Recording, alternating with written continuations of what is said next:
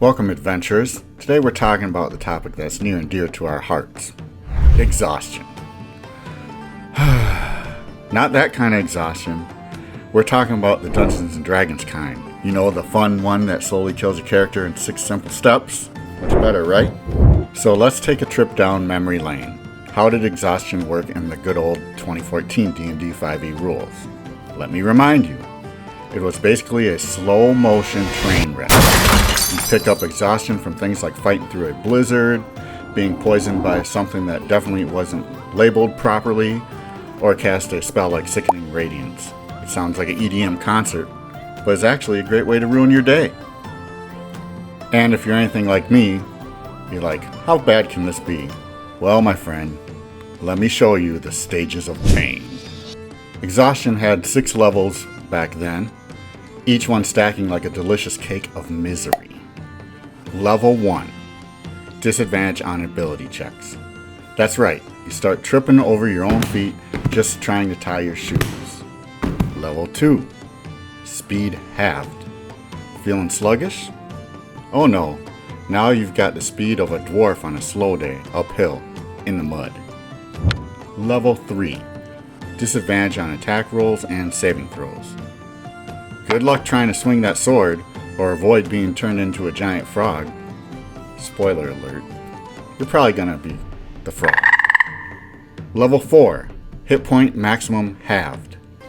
Ah yes, nothing says, I'm ready for adventure, like your hit point suddenly dropping like a bad Wi-Fi connection. Level 5. Speed reduced to 0. You're basically becoming one with the floor. Congratulations, you're officially luggage. Level 6. Death. Well, that escalated quickly. One moment you're out of breath, the next, boom, dead. And that's what we call a hard stop. And just like that, you were toast if you hit level 6. But don't worry, you could remove these levels slowly, painfully, with a nice long rest. And if you play any games I play in, well, the DM's not giving you those long rests. 1 level per rest. If you're at level 5, you're basically signing up for a week-long spa retreat just to feel normal again. Now fast forward to 2024, and Wizards of the Coast realize, hey, maybe there's a better way to make exhaustion less like a slow descent into madness. So here's the new deal. Instead of 6 stages, random effects like you can't move or you've lost the will to live, it's much more straightforward. Exhaustion in 2024 has just 2 key effects, D20 test and speed. But before we dive fully into the new 2024 exhaustion rules, let me ask you this. Have you ever felt emotionally exhausted after a tough D&D session? Well, there's one quick fix. You won't even need a long rest for this one. That's right, just hit that subscribe button and share this video with your party. It's scientifically proven to reduce 1 level of exhaustion, or at least make you feel a lot better. Help your DM. Share the love. It'll be less exhausting than arguing over the rules. Now, back to business. Once again, let's fast forward to 2024. So here's the new deal. When you're exhausted, you subtract 2 times your exhaustion level from any D20 roll. So if you've got a level 3 exhaustion, that's a cool -6 to your roll. Yeah, good luck critting with that. Hope you're not planning on slaying any dragon anytime soon. Then, for every level of exhaustion, you lose 5 feet of speed. So, at level 4, you're moving 20 feet slower. Have fun crawling around the battlefield like a very determined snail.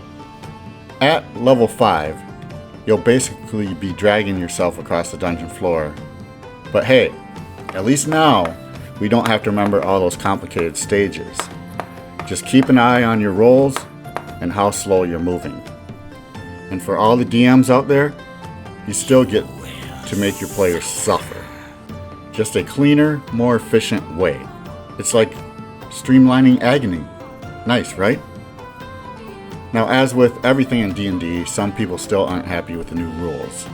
They say it still slows the game down and makes long rests feel like an eternity when you're working off high levels of exhaustion. Some house rules are popping up, like having one long rest clear all levels 1 to 3 exhaustion, and 2 long rests to handle the bigger stuff. But hey, every group's different.